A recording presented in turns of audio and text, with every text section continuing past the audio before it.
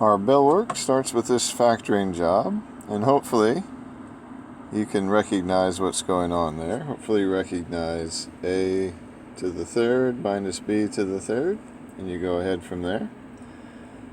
Convert plus 5, negative 3, so let's see, here we'll say that's 5, we'll say that's 3, so here's our dot out there in quadrant 4, and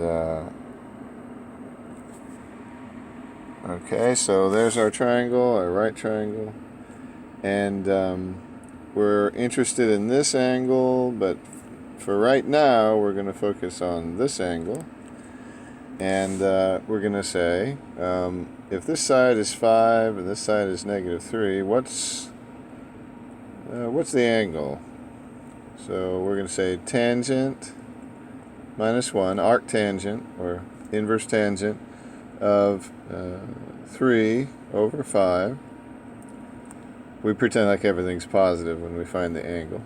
And the angle is going to be, let's see, what's the angle going to be? Oh, you can find that angle.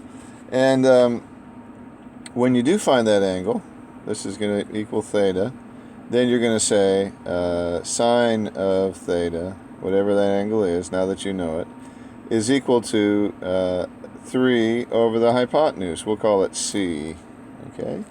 And then you can say, I can switch those. I can say c is equal to 3 over the sine of theta. And since you know the sine of theta, you can divide 3 by it. And that will tell you c, which is the hypotenuse, which is also equal to the magnitude. Magnitude. I think it's magnitude. So magnitude. Oh, I don't know. Anyway, so it's c, and then it's that angle that I was talking about before. Let's call it psi. Put that inside here, so you want to find that. I think it's psi. Psi is the Greek letter I'm trying to draw with varied success. And then we want 4 forms of the point. Okay, so you might want to also consider writing c with negative theta, right? Because you'd swing down from, yeah. And then you might also say, oh, wait a minute, can I do over here? No, maybe I can't go over there. But I also want to think about going out in the negative direction, okay? So now over here I have negative c, right? So I have 2 versions where I have negative c, and this angle, you know, I'm going to go to where negative, so this, I need another one, so what else can I say? We'll call this beta. So I'm going to say beta here, and then let's see, I can also say, I'll go this way. Maybe let's do a different color for that. Different color, we'll say,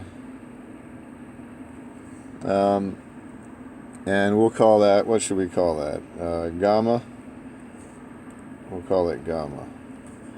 And we'll say negative gamma. And because I started here. Why did I say I started there? I start from the x-axis, okay? So that was not a very good representation. I started at the x-axis. I went backwards. And then when I get there, I don't want to stay there. I want to switch it. You know, since it's a negative c, it switches to over there. So it's kind of like the backward way. I'm going backward, and when I get there, I'm going to switch it 180 degrees. So that's really backward. And those are the 4 versions that I want.